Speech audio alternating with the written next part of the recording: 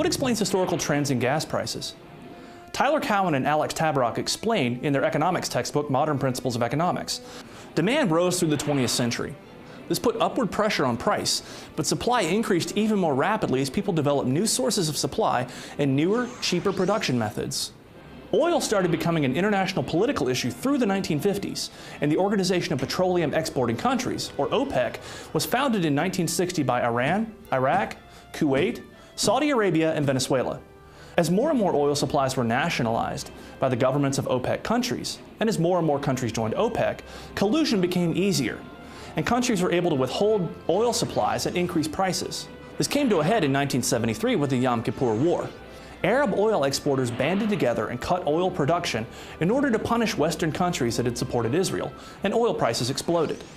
In the late 1970s, additional shocks came from the 1979 Iranian Revolution and from the 1980 attack on Iran by Iraq.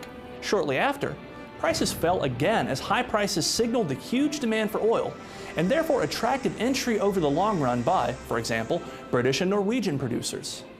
Prices increased again during the 1991 Gulf War, but they fell again when the East Asian crisis reduced demand for oil.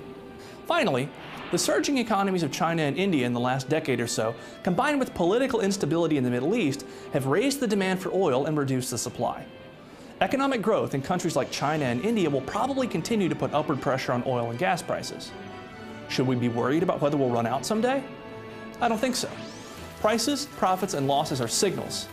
In this case, profits from oil production are a signal that says, find new sources and find substitutes. People are pretty clever, and they come up with innovative and ingenious ways to solve problems every day.